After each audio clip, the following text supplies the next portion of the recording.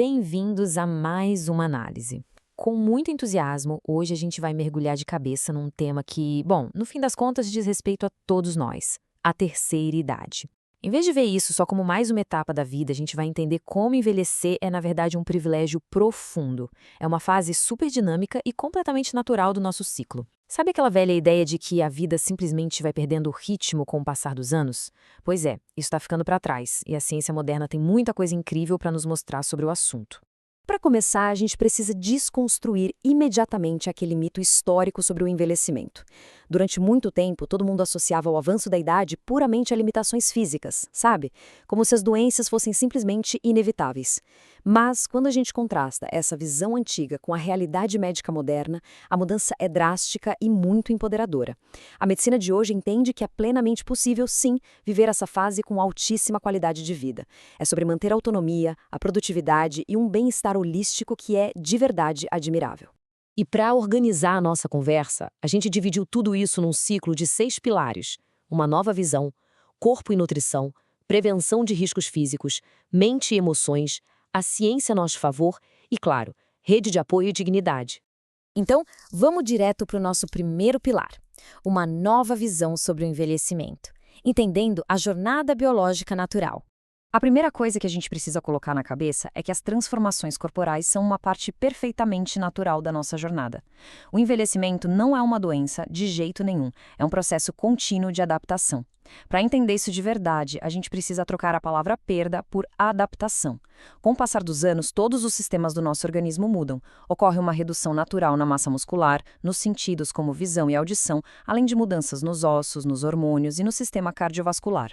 Entender que isso faz parte do jogo é o primeiro passo para não se assustar e aprender a gerenciar o próprio corpo com sabedoria. E isso nos leva ao pilar número 2, o motor, corpo e nutrição, abastecendo a terceira idade. Pensa comigo, se o corpo está se adaptando, o combustível precisa ser do mais alto nível. A dieta é literalmente a nossa ferramenta principal para manter esse motor biológico rodando liso e evitar que essas adaptações naturais virem doenças. O segredo aqui é equilíbrio e defesa. Uma nutrição top exige o básico que funciona: frutas frescas, verduras, proteínas e fibras de alta qualidade. Esses são os blocos que constroem a nossa força. Por outro lado, a gente precisa cortar o barato dos ultraprocessados, do excesso de açúcar e da gordura. É exatamente freando essas coisas artificiais que a gente mitiga de forma super direta o risco de diabetes, hipertensão e obesidade nessa fase. Agora, presta atenção nesse detalhe biológico que muita gente não sabe. Com o avanço da idade, o corpo humano passa a sentir muito menos sede. A água é, sem brincadeira, o nosso soro anti-idade original e de graça. Só que essa falta de vontade de beber água cria um risco enorme e totalmente silencioso de desidratação. Então não dá para simplesmente esperar a sede bater. A intervenção tem que ser diária, super consciente e contínua. E olha como o nosso corpo é incrível. Um hábito super simples, como beber água, dispara o que a gente chama de efeito dominó da hidratação. Uma ingestão adequada otimiza o trabalho dos rins, ajuda a circulação e o intestino a funcionarem super bem e ainda garante que a temperatura do corpo fique perfeitamente regulada. É um verdadeiro efeito em cascata de saúde e vitalidade. Passando agora para o pilar 3, prevenindo riscos físicos, mantendo o corpo em movimento.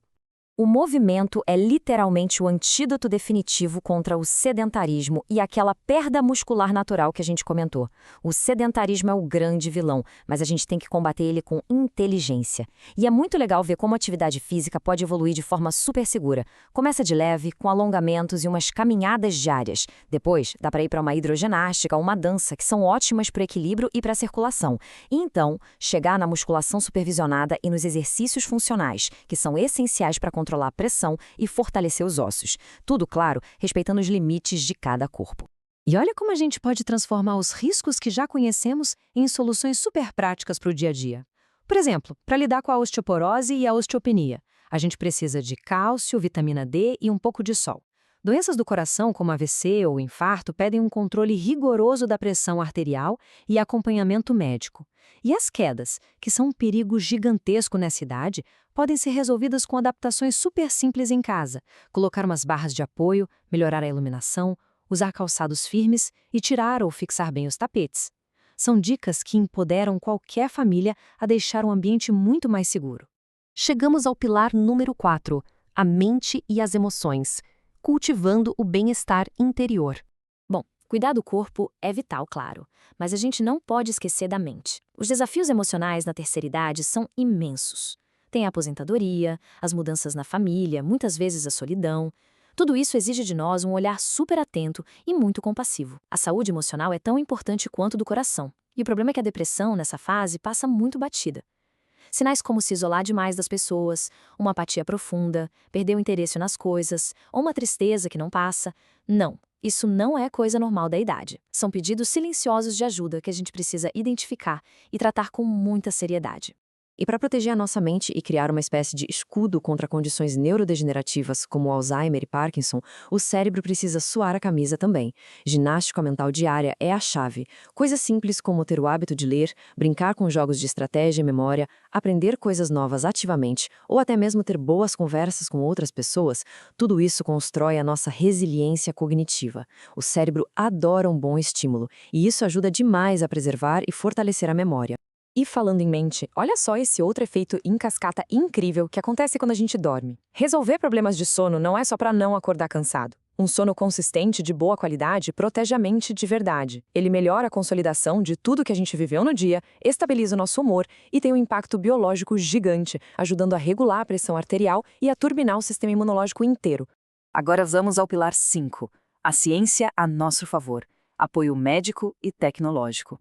Não dá para falar em envelhecer bem sem dar o devido crédito à ciência moderna e à medicina preventiva.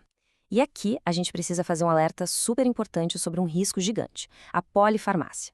É muito comum as pessoas começarem a tomar vários remédios diferentes ao mesmo tempo. Mas fazer isso sem um controle médico bem rigoroso é um perigo absurdo. Pode causar interações químicas desastrosas no corpo, confusão na hora de tomar as doses e efeitos colaterais fortíssimos. O acompanhamento de um profissional não é um luxo, tá? É uma necessidade absoluta. E junto com a organização dos remédios, a gente precisa falar dos nossos escudos de defesa.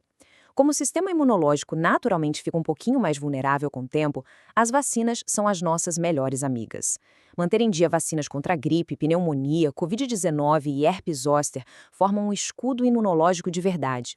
Elas são inegociáveis se a gente quiser prevenir doenças mais graves e garantir que a vida siga com vitalidade.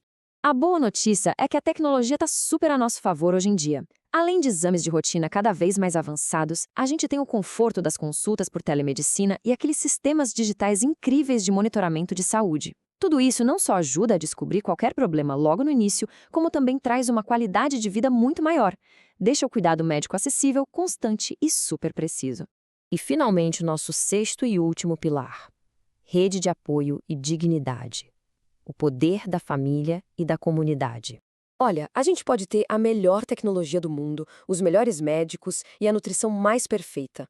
Mas a verdadeira base para tudo isso funcionar é ter uma comunidade amorosa por perto. A sobrevivência emocional na terceira idade depende muito da família e dos amigos. A rede de apoio não precisa dar só cuidado médico. O mais importante é garantir um ambiente acolhedor e seguro, onde exista profundo respeito, amor incondicional e validação de quem eles são. É esse sentimento de pertencimento que destrói aquele preconceito horrível de achar que os mais velhos são um fardo. Eles não são. E uma das melhores formas de demonstrar esse amor no dia a dia é, sem dúvida, incentivando a independência.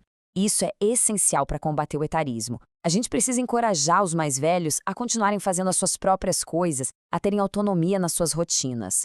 Porque isso não dá apenas liberdade física. É o combustível principal para construir uma autoestima super alta e uma fortaleza emocional inabalável. Essa frase que a gente trouxe do material original resume com uma clareza incrível tudo que a gente conversou hoje. Envelhecer é um privilégio que deve ser acompanhado de dignidade, respeito e cuidado. A saúde na terceira idade representa muito mais do que a ausência de doenças. É muito sobre isso, não é só sobre não ficar doente. É sobre ter dignidade, viver com energia e ter a sua história de vida profundamente respeitada por todo mundo. E para fechar nossa análise de hoje, eu deixo uma pergunta provocativa para a gente pensar. Se envelhecer é, no fim das contas, um privilégio humano que todos nós compartilhamos, como é que a nossa sociedade vai se reestruturar para garantir essa vitalidade e esse respeito para o futuro de todas as gerações? Afinal, o futuro do envelhecimento é o nosso próprio futuro. Entender tudo isso é um primeiro passo, mas é a sociedade toda que precisa abraçar essa responsabilidade. Foi muito bom explorar esse tema essencial da vida humana com vocês. Um abraço e até a próxima análise.